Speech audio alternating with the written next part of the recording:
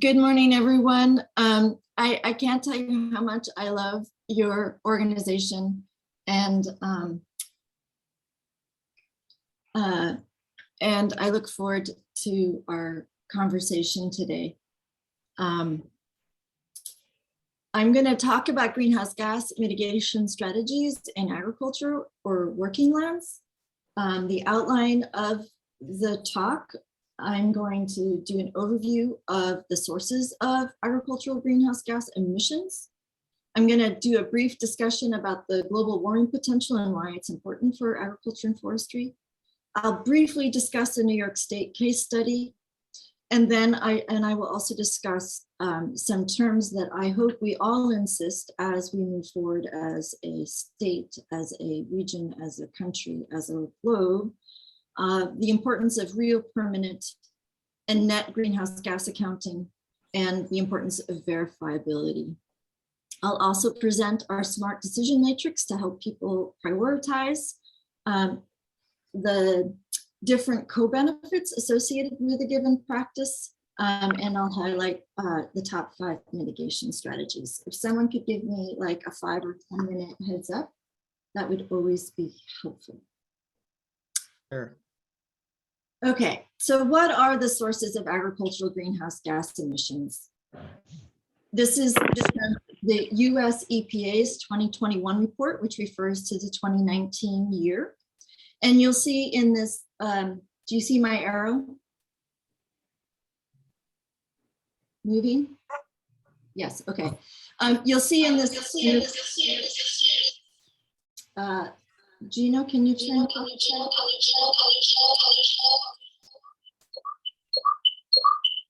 What's Nancy, can you turn it up so everyone is muted upon it? okay?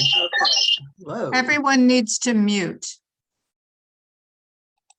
And then I will unmute Jenny. Well, it says ask to unmute. Jenny, you need to unmute. Thank you. You will see in the pie chart in the bottom right-hand corner, this is the emissions from society at large. And you'll see that most of the emissions are carbon dioxide, and they come from the energy sector. You'll see agriculture produces about 9.6% of our total emissions in the United States, and it's in this red section here. The next slide takes this red section and it illuminates it into subcomponents. And you'll see nationally, of this 9.6%, most of it comes from agricultural soil management, and then livestock related enteric fermentation and manure management.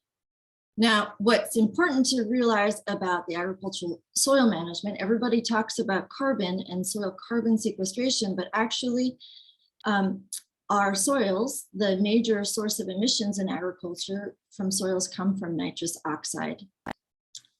The next most important thing to consider is methane from enteric fermentation. That's what happens in the rumen of certain livestock, where they collaborate with microbes and they convert cellulose, things that you and I cannot eat, into food products like milk and ice cream. In that process of converting that cellulose, those microbes make methane, and quite literally, this bar is about the burps from those livestock as they collaborate with those microbes. And then, of course, the manure leaves the animal and goes into various ways of being managed. And if it is in a liquid pit, it recreates the rumen of the cow, and you also get more methane produced in the manure management end. You'll note that the next slide refers to the CO2 sources, and they're relatively small. So my key point number 1 is, unlike the rest of society, agriculture must pay attention to methane and nitrous oxide, because these are the 2 most important sources of emissions on farms. So we have to change our frame of reference about our priorities for mitigation from agriculture. So the next set of data I'm going to present is just something I did using the state inventory tool. Anybody can use this and download it. And it's for the Northeast USA, just to show different states. And you'll see ag soil nitrous oxide, manure nitrous oxide, and manure methane emissions, livestock enteric, and then the total CO2 equivalents. And you'll see someplace like Delaware, they need to think about 88% of their emissions coming from nitrous oxide, whereas someplace like Vermont that has a larger dairy industry needs to think more about methane. There's nothing notable about this tool. It's just something that you should all be aware of. And it has problems, but it's also a resource to begin thinking. So what I'm trying to get at here is, if you're trying to prioritize at a state level, if you are a low livestock state, you should focus on nitrous oxide and efficient nitrogen use. If you are a high livestock state, such as Vermont, you should focus on methane, both from the enteric component of the cow and as well as the manure management. You can't forget about nitrous oxide, right, because those animals eat lots of crops that need nitrogen. It's just methane from the livestock is so potent. Notably also, given the way inventories are done, energy used on farm is counted in the energy sector. It's not counted in the agricultural sector. So you just have to keep calibrating that as you think forward. The same logic goes for a farm. If you're a livestock farm, think about methane. If you're a crop farm, think about nitrous oxide. This is just sort of a rule of thumb of priorities. So just a summary on the sources of emissions. Most of climate change is caused by very large amounts of fossil fuel combustion, adding very large amounts of CO2 to the atmosphere. You know this already. And that means most of society must focus on how to reduce the CO2 emissions from fossil fuel use. Agriculture, however, needs to focus on methane and nitrous oxide. And I just want to point out, it's not that agriculture produces all that much quantitatively of methane and nitrous oxide. It's that methane and nitrous oxide happen to be very potent greenhouse gases. So this is where we're segueing to the next topic, which is the potency of these greenhouse gases. There are two dominant factors that affect how potent a greenhouse gas is: how long it lives in the atmosphere, its lifespan, and how effective it is at trapping heat. And in order to account for these differences, scientists have created a factor called the global warming potential, or GWP. And it is a measure of the total energy that a gas absorbs over a given period of time. Usually it's counted in 100 years, and it's relative to the emissions of 1 ton of carbon dioxide.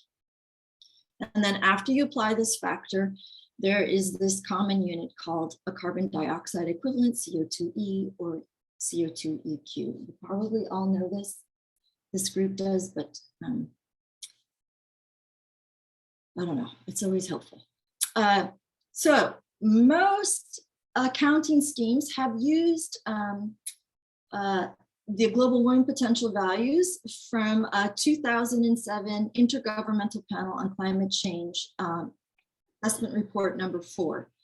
And that means that carbon dioxide, 1 ton of it counts as 1, whereas methane counts 25 times more potent, and nitrous oxide is 298. So generally, when you read a report, even today, they will use these values. I will just say that people are starting to use different values. For example, New York State has chosen to use a 20-year timeline and the AR5 report. And there's some other factors involved here. And that means that in New York State accounting, methane is 84 times as potent and nitrous oxide is 264 times as potent. And as you can see, methane is now 3 times more potent and more meaningful in New York State accounting than in previous reports. So key point number 2, methane and nitrous oxide are potent greenhouse gases. So small changes in these emissions multiply quickly, resulting in a large impact on the emissions inventory. So what does New York State have for its goal? In 2019, New York State set an unprecedented goal of a 40% reduction of greenhouse gases by 2030, and this is relative to 1990 numbers, and an 85% reduction by 2050, and it applies to all sectors, including agriculture. Now I'm going to begin to introduce the goal of our research at Cornell. It's my colleague Peter Woodbury and I work closely together on this, and our major goal of our research is to determine effective practices for agriculture to mitigate greenhouse gases. And it's also working lands and energy systems and waste systems, but we're focusing on agriculture today.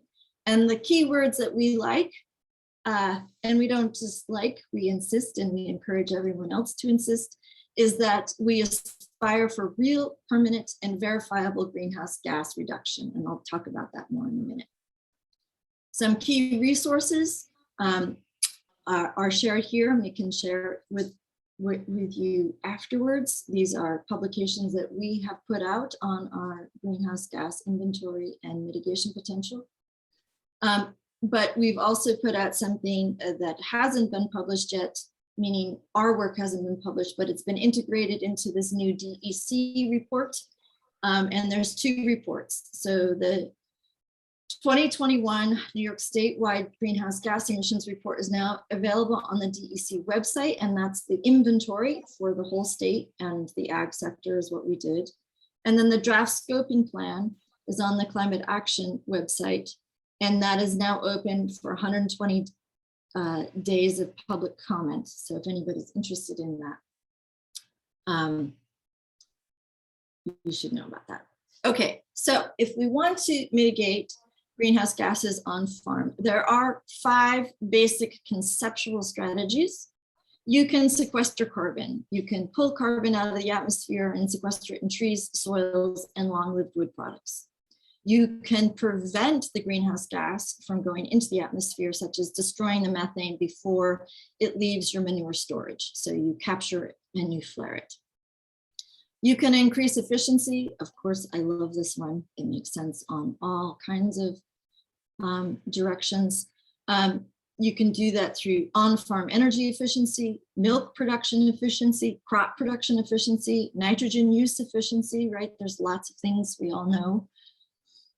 You can displace fossil fuels. That means you could produce a renewable energy and displace the need for fossil fuels, or you could displace energy intensive materials such as concrete and steel, or concrete is more of a greenhouse gas emitting resource. Steel is an energy intensive resource that you can displace with wood products or other materials. And then of course, my other favorite one is to conserve. We can conserve energy, natural resources, right? Reducing food waste, huge, huge, huge, right? Because we reduce all the upstream emissions associated with that food waste, as well as the downstream emissions. And we can conserve leaving forests as forests, for example, so that they continue to sequester long into the future, providing future generations with great materials. Now, I am basically reiterating that last slide with respect to particular types of practices. So in dairy, we can look at feed management to reduce methane and nitrous oxide. We can think about our manure storage systems to address methane and nitrous oxide, and we can improve our milk product efficiency, reducing our methane and nitrous oxide. On cropping systems, we can improve nitrogen management, which has impacts on both nitrous oxide and carbon dioxide. And the relationship between soil carbon and nitrogen is important. Woodlands, we can improve our forest management. For example, in New York State, about 20% of agricultural land is wooded, and that could be managed to increase carbon sequestration in those woodlands. Or we could consider adding more wooded areas to our existing croplands by things such as alley cropping and silvopasture. We could think about what to do with our idle lands. There are between 2 and 4 million acres of idle lands in New York State. Do we want to add trees to sequester carbon? Do we want to put in solar and wind projects? And are those good areas for solar and wind? Or do we want to activate those idle lands to grow new biomass feedstocks for feed or fuel to displace certain forms of carbon dioxide. And of course, conservation, conservation, conservation. So key point number 3. Mitigation today provides the best adaptation and resiliency for tomorrow's farmers. And I am of a very strong position that everything we can do to reduce emissions today is the greatest adaptation and resiliency for tomorrow. It's the direct hit to our problem. So I'm going to now focus on these mitigation strategies, and notably, how do we reduce greenhouse gases meaningfully? How do we evaluate what is a good practice? So some key terms. These terms are really quite banal, and I often feel somewhat embarrassed. I don't know if that's the right word, but we really need to have serious conversations about these words. They seem very simple, but actually they're very, very important. And they are real, permanent, measurable, and verifiable. So what do I mean by real? I mean the quantified greenhouse gas reduction must represent actual emission reduction. You would not believe there's like Ponzi schemes galore out there on greenhouse gas mitigation strategies. So what do I mean?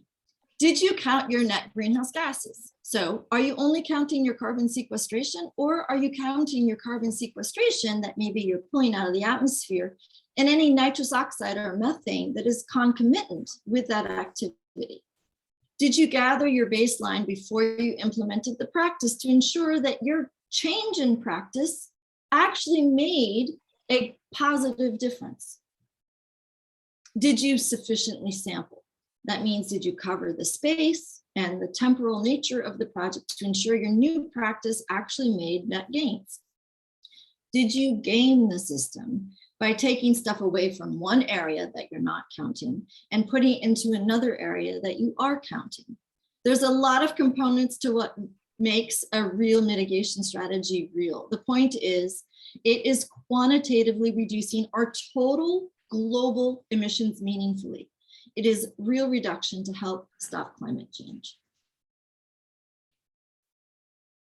An example of discussing this real and the idea of the net greenhouse gas benefit from a change in practice, I recommend people who are really into soil carbon sequestration look into this fast GHG tool created by my collaborator, Peter Woodbury, and others. So for example, in that tool, you can put in your county and you can put in your nitrogen rate and you can put in your cropping system, and you can look and see if your change in practice is likely to cause a net reduction. And so you'll see above the yellow line here are all of the emission sources going to the left of this 0, and mitigation potential to the right. So in this case, a particular example on the fast GHG tool resulted in a small amount of nitrous oxide emissions and nitrogen fertilizer that was needed. You had to use energy to produce that nitrogen fertilizer. But really the no-till has most of its carbon benefit because you're not using the fuel, because you're not doing the tillage. And then there's a small benefit of the soil organic carbon. In contrast, here's another example. I do not mean to be prescriptive in this, right? You have to go to the tool and put in your site-specific information. But in a non-legume cover crop, it can increase net greenhouse gas emissions because more nitrogen fertilizer is needed, increasing the nitrous oxide emissions, the inputs, and the fuel. And that exceeds the benefit of the increased soil carbon sequestration. So here on the right, you can see the benefit of the soil organic carbon going up as a result of the cover crop. But you can see that the other emissions are resulting in a negative reduction, meaning a not beneficial reduction. Sorry, the negatives and positives quickly get wonky. what I just want to stress here is that this is a biological system, and it is dynamic and it is complicated, and we have got to move away from talking about soil organic carbon, and we need to move towards net greenhouse gas accounting, because we're dealing with living systems and they're dynamic, and nitrous oxide is incredibly potent greenhouse gas. And it Can I ask a question? What is SOC on the chart? Soil organic carbon. Okay, thanks. Okay, the next term is permanent. Since climate change is a problem of hundreds and thousands of years, we need to ask ourselves when a project or a mitigation strategy is permanent, or if it is reversible, and on what time scale is it reversible. So I'm just going to give you a sort of silly example of a bottle of soda. Imagine there's a Pennsylvania company that seals carbon dioxide into a can of soda. Yay! Then they sell it to a New Yorker who opens that bottle of soda and releases the CO2. Nay, this is a temporary and reversible storage, right? Does Pennsylvania get to count this as a reduction? Does New York State count this as an emission source? My point here, to be silly, is that I want to illustrate three things. There's a boundary of accounting, right? We have to, until we have a national plan, we have to think about what individual states are doing and how they're accounting and how they're not accounting for certain things. We have to think about the reversibility of the so-called carbon sequestration in the bottle of soda in Pennsylvania. And we have to think about the time scale of that permanence. If that bottle of soda stayed in the basement for the next 200 years and didn't pop a leak, then that would be a 200-year carbon sequestration in that bottle of soda, right? So, but if we open up that bottle of soda, then we have basically no net reduction. So how do we do this carbon sequestration? Well, there's many, many ways that we can remove carbon from the atmosphere through biological or physical means. We can do it photosynthetically by adding carbon to soil or to forest.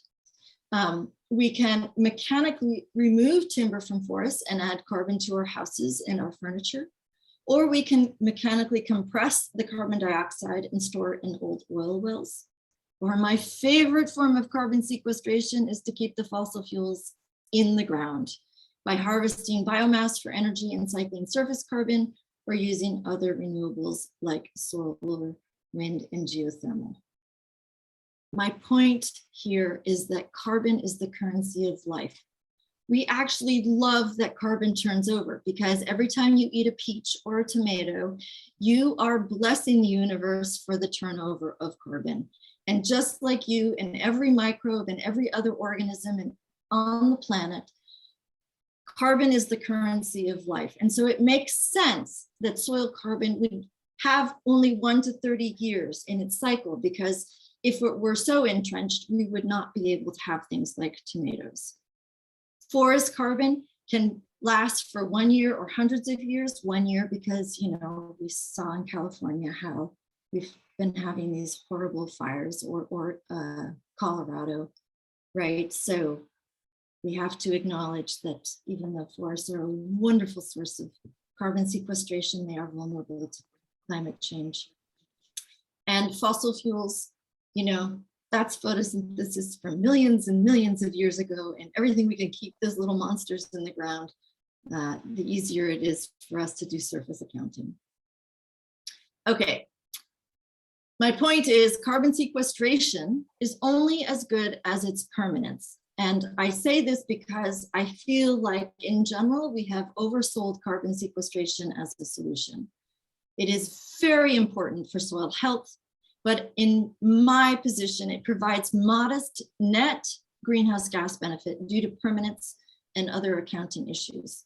And so if we're going to advocate for carbon sequestration, I would encourage us to focus on ag woodland management or afforestation of former ag land, and other renewable energy strategies, rather than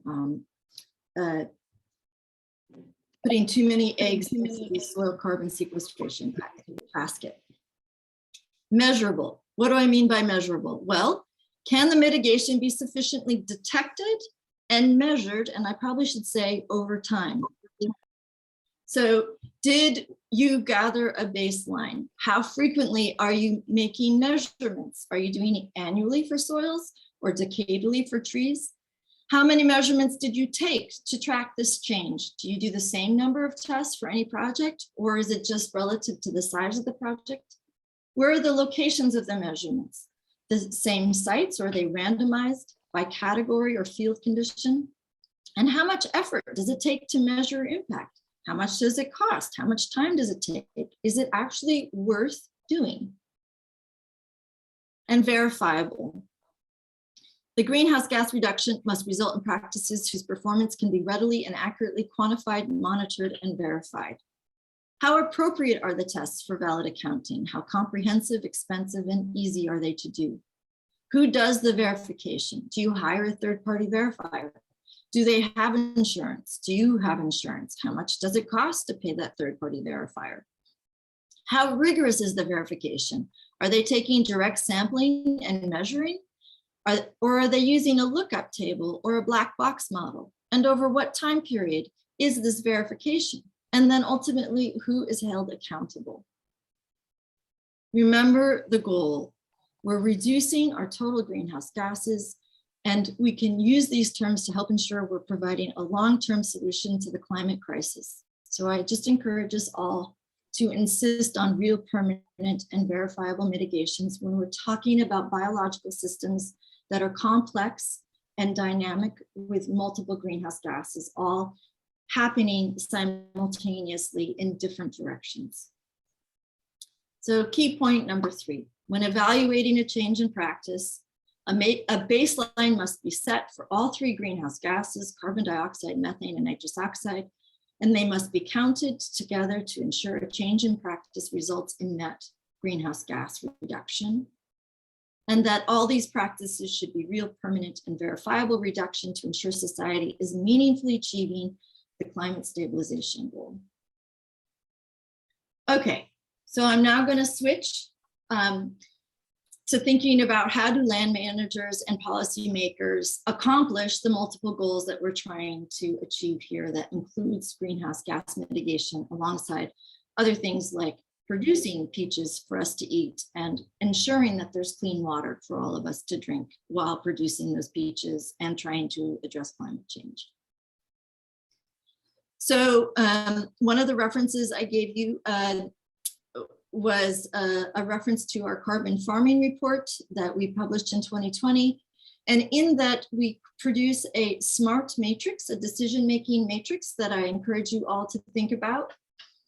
Possibly including in your thinking about what you want to prioritize. Notably, that is a rambling report. If you want to get the 101, just go to the table that starts on page 16 and you can go through the different parts as needed. But I'll just quickly introduce the letters of the SMART decision matrix. Services. And what do I mean by services? I mean, what are the co-benefits that happen with this change in practice? M refers to measurable. We just discussed what I mean by measurable. What is the amount of mitigation that will happen from this change in practice? How much does it cost to achieve the greenhouse gas reduction? How realistic, how easy, how hard is it to implement? And what is the time frame and the time scale of implementation? So services, what do I mean by services or co-benefits?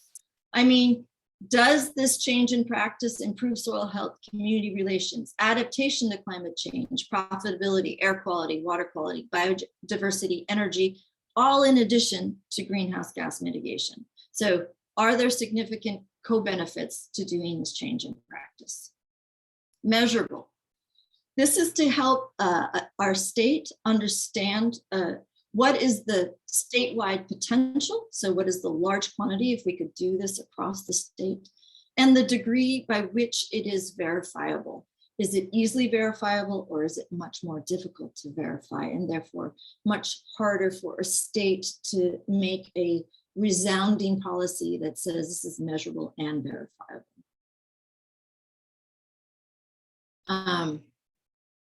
achievable. This was an approximate cost of the estimate of implementation. We tried to keep it between $0 and $100 per metric ton or megagram of CO2 equivalents.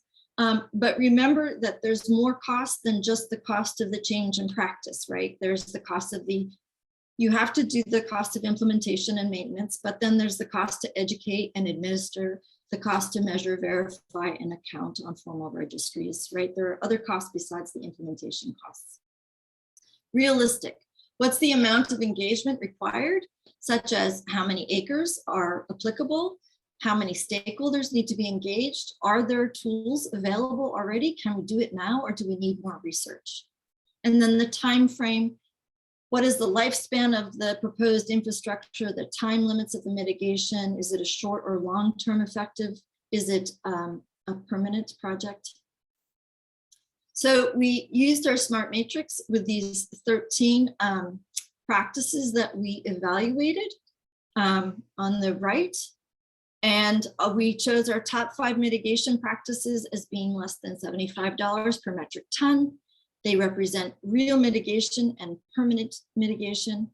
Most of them can be directly verified, and they have a beautiful suite of co-benefits, and many may increase production efficiency of New York State agriculture. So the top 5, based on our SMART criteria, was livestock feed management, manure cover and flare, nitrogen use efficiency, improved management of woodlands, and planting trees on idle lands. So quickly, just talking about manure cover and flare, it is quite literally taking a liquid manure storage and putting a cover to capture the methane and simply flaring it. It's significantly less expensive than making an anaerobic digester, and it basically addresses a high percentage of the methane. It is a large mitigation opportunity for New York State, about 1.3 million metric tons of CO2 equivalents per year. It's between $2 and $13 per metric ton. We only have about 500 farms that we really need to focus on, so there's a small number of stakeholders. It has many co-benefits, including community relations, because you're reducing the odor of the manure storage. You're reducing the hauling costs because you're no longer hauling the rainwater that would have normally collected in an uncovered storage, which also reduces costs and wear and tear on roadways because you're not hauling that heavy rainwater on your roadways. And then there are water quality benefits because you're eliminating rainwater in extreme weather events, and which can cause an overflow of the manure storage into our waterways. We already have existing programs through the climate resilient farming granting opportunity through New York State Department of Ag and Markets, and many farms have implemented it. So there's farmer to farmer communication that can happen. But some of the barriers are that to actually install one, it's roughly around $300,000. They will last up to 20 years. This accounting was only for 10 years, just to be conservative. They may require engineering for retrofitting, and another barrier is milk pricing and a farm's ability to participate in the cost share. The cost share last year was 75 to 25%, and they're about to release the cost share this year, which I think is slightly better. A farmer likely will need technical assistance. Feed efficiency. This is improving how effective the cow is turning the feed, like X units of feed that goes into the cow into Y units of milk or other products coming out of the cow. We estimate that this could be about 0.7 million metric tons of CO2 equivalents per year. It can save a farmer money because less feed in and more milk out relative to the amount of feed in means higher profitability. This applies to all livestock, but particularly ruminants, and many farms are already doing it. I would actually say New York State farmers are fantastic at feed efficiency, but most of those are larger farms because they can afford a nutritionist to really maximize it. The smaller farms that can't afford a nutritionist, the cost benefit of hiring the nutritionist sort of makes it more difficult. So there are upfront costs to the farmer. They need technical assistance. There is an implementation strategy that needs to happen, and maintaining that implementation requires continued vigilance. Nitrogen use efficiency. This is a small 0.2 million metric tons of CO2 equivalents per year, but remember, nitrogen has a 300-year lifespan, and so everything we can do today to eliminate small amounts of it into the future is really smart for future generations. Also, nitrogen use efficiency generally saves a farm money, or it can have a small cost per metric ton of CO2 equivalents. You can use the existing 4R guidelines, right source, right time, right rate, and right place. Most farms use nitrogen. Many farms are trying to reduce their nitrogen because it saves them money, it improves water quality, and it reduces the energy intensive production of nitrogen in whatever state that is making the synthetic nitrogen. There's the barrier. We're still moving away from the cultural shift of using insurance N to make sure you get your maximal crop production. There's an upfront cost to the farmer because you need to do some soil testing. You could consider precision nutrient management, which is more costly and requires some more technical assistance. You have to implement it, and you have to sustain that implementation. Woodland management, there are about 1.4 million acres that are owned by farmers. Farmers are great managers. Farmers often already manage their woods for various reasons on their farm. The great thing about managing for your woodland is it has long-term profits, and there are several co-benefits that it can diversify the farm income. It diversifies the habitat, and it improves water and air quality. However, forests are often harvested in a financial pinch, and so they're not necessarily managed for maximal carbon sequestration or maximal financial benefit. There are upfront costs for forest management plans and costs to implement periodic maintenance to maximize the carbon sequestration. And then there is also some weird, and I don't really understand it, cultural separation between forest managers and farm managers. I don't know if it's because forest managers are thinking on 10 years and farm managers are thinking generally on an annual basis. But I really think culturally we need to bring these two groups together and think about how to manage our land at large across these two wonderful groups of people. Like, we should just hang out. And then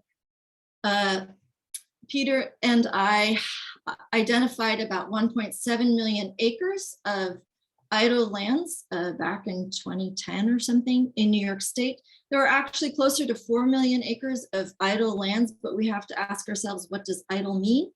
And this is an aesthetic, ethical, intellectual problem. In order to sort of allow for different people to want to do different things on their land, we identified 1.7 million acres that we thought was technically feasible and realistic for, at that time, we were thinking about bioenergy production in New York State, but we could just grow trees and sequester carbon on those trees. So if we grew trees on those 1.7 million acres, remember there's probably about 4 million acres, we could get almost 5 million metric tons of CO2 equivalents new in the state. Woo-hoo, go team. And also give future generations some really great long-lived wood products. I mean, thinking about how to activate these lands today and thinking about people 50 years into the future and what they could do with it, and also increase the profitability of this land area. But of course, we don't have to grow trees on those idle lands. We could think about solar, wind, bioenergy, grazing. New York State is actually food negative. We import most of our food, so we could think about actually activating that land to produce more of our food locally. There are tons of barriers to activating this land for afforestation, such as deer browsing and literally chomping down all trees under 5 years because there's so many deer. Other kinds of pests or climate change issues that could prevent successful growing of trees. The land is owned by diverse people with very different goals for their land. There are all kinds of parcels all over the state with varying soil quality, slope, and intentionality, different goals, different interests. Then there's the upfront cost to activate this land use change, and then technical assistance to make sure that it still grows into the future so that the future generations actually have that resource. So there's a ton of possibility here, and there's a lot of unknowns, but this is something I feel confident we can all figure out, because these are reasonable things that we can do. So I just want to give you an example of how we came up with the 5 stars versus the 1 star. So I just want to compare 2 different of the practices we compared. So if I say the best management practice was manure cover and flare versus biochar, right? Both of them have got a star for systems co-benefits. There's lots of co-benefits there. We know that this could have is a very measurable, right? There's a meter that measures the flow. There's a temperature sensor that knows that the flare is functioning. So it is verifiable with a meter and flare. So we gave it a star because it has a large mitigation potential that is measurable. Biochar has the potential to be large, but we have to be cautious because our soils are very important. And before we go adding a bunch of biochar to our soils and having any negative side effects for our food production system, we should perhaps give ourselves a little bit more time to think more critically about adding biochar. In addition to the fact biochar is incomplete combustion, and if we can displace more fossil fuels by complete combustion, I think that would be better. The cost to be achieved is less than $10 per metric ton for manure cover and flare. The cost to achieve it is to be determined on biochar, but I think it's more. Realistic to implement. Manure cover and flare is very realistic. We only have to engage about 500 farms. The technology is available and working. And it's a big bang for the buck. Biochar has a real mitigation potential, but we need more research. And the time frame for mitigation potential, methane destruction is permanent. Anything we do to destroy any methane today keeps it out of the atmosphere, and that has long-term mitigation potential. Biochar has the great potential for long-term, like we're thinking 50 to 100 years of carbon sequestration, which is important.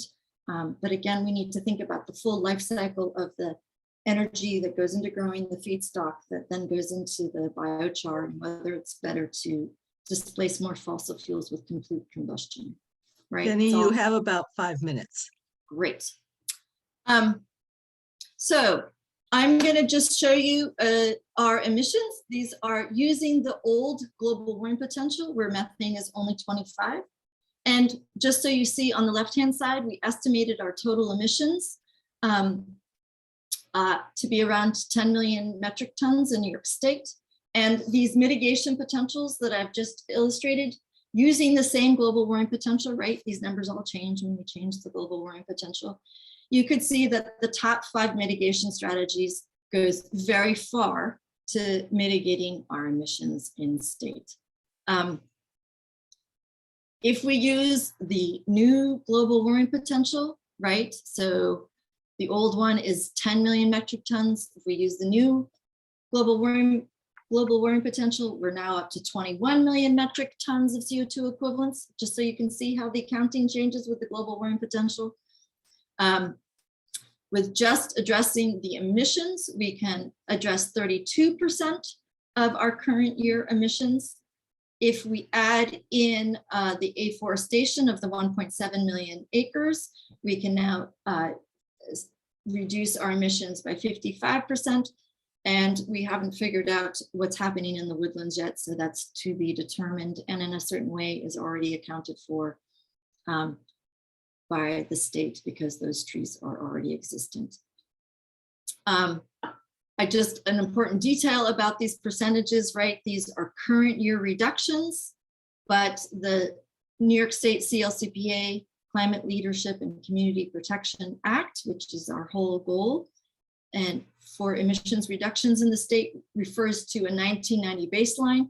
So if we take those top 4 reductions, we can reduce our current emissions 37% by of 1990 numbers by 2030. And I think we can totally do it. I think we can totally achieve this 2030 goal with some real effort. 2050, different story. There are a bunch of existing programs in New York State, but I'm going to skip that because we're national. This is a reality check. We have serious goals. We have limited time. We have limited money. Let's really choose real permanent and verifiable mitigation strategies to implement. Let's not kid ourselves on projects that might have a little bit of benefit. Let's give ourselves some time and really think wisely about how to spend our dollars today so we help future generations. Let's be patient also while we develop new strategies, as also we grow our awareness and we build out our community of addressing this issue. It's relatively new, right? We've known about this climate change for a long time, but unlike our water quality and air quality initiatives that we instituted in the 70s, we could have instituted climate change mitigation also in the 70s, but we chose not to. And so if we think about how long it's taken for us to think about water quality and air quality and how much has evolved over time, given that this is relatively new into our consciousness, let's make sure that we help each other be rigorous in what we're advocating for, because the situation is grave and serious. And I think if we are careful and thoughtful, we can do great things quickly and wisely together. I'm going to skip that. Also, I just want to say it's not all just agriculture. All of us depend on ag, so how can we help reduce the pressure on ag as citizens? Remember, everything that you do to not waste at the end has upstream benefits. So there's all these inputs that go into an acre of land. And so if food processing can be 20% more efficient, then maybe we need 10% land. That means 10% less inputs. And that means that other 10% land can be growing solar or forests. If we reduce our food waste by 50%, right, we're also reducing the acres of land and all of the inputs related to it, as well as all of the emissions that might be happening in the landfills. And then my final point is it's not just ag, right? It's all sectors. So I have an apartment in New York City and my building must reduce its greenhouse gas emissions 85% by 2050. And there are fines scheduled. First fines start in 2025 and increase every 5 years. My building has a B grade and our first fine is in 2030 and it's about $1,000 a year. And our second fine is in 2035 and it's $50,000 a year. We're a modest income building and $50,000 a year in 2035 is really going to, I hope, motivate my building to reduce its footprint. Okay, I'm going to stop there. I think New York has a path to 2030 through agriculture for real, permanent, and verifiable mitigation. 2050, we're going to need a lot more research. And I'm just, yeah, let's do question and answer. It's more important. Okay. Thank you. Okay, great. Thanks, Jenny. Let's see. We've got a few questions here in the chat. Cover from Fernando, cover and flare is nice, but why not use the methane fermentation, manure fermentation methane as fuel? It can be harvested as an energy source too. Yes. Okay. So I listen, I love microbes and I love anaerobic digestion and I love renewable energy, but there are some serious things we need to think about here. Cover and flare, it sounds like a lot of money, $300,000 for storage, but an anaerobic digester system is between $2 million and $10 million, right? So we can cover more farms more quickly with a cover and flare than we can producing these more sophisticated anaerobic digester systems. Secondly, those anaerobic digester systems often produce hydrogen sulfide, which is corrosive, and it can break down the equipment quite quickly. So you have to repair within 5 years about 50% of your infrastructure. So there's these ongoing costs. Thirdly, anaerobic digester systems require a lot more maintenance, a lot more technical support, a lot more hours on a farm. And so a farm really needs to commit to it. Thirdly, the amount of renewable energy that comes from an anaerobic digester system is relatively small. Fifthly, the most important one is an anaerobic digester system usually is not sufficient just on the manure alone. And people add in other things like other feedstocks on the farm or take on food waste, and they're intentionally producing more methane. And remember, methane is a potent greenhouse gas.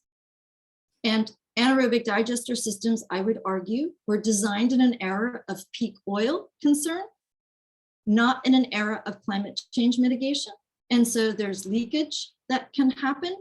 And the benefit, the net benefit, greenhouse gas benefit, is relatively small because this is the non-common sense of agriculture and renewable energy. Fossil fuels, remember, CO2 is just 1 unit. Methane is either 25 or in New York State, 84 times as potent. So small amounts of methane that is lost has a large impact on the net fossil fuel displacement. Does everybody sort of follow that? Are there any nods on what I'm making? Is that making sense? Okay, a thumbs up, great. So in my opinion, cover and flare is a great stepping stone to the next generation of anaerobic digestion for renewable energy. Okay, so I think it's a great stepping stone, but I want to make one other quirky caveat, which is because methane is such a potent greenhouse gas, I also think natural gas as a system, an infrastructure system for society at large, may be cut back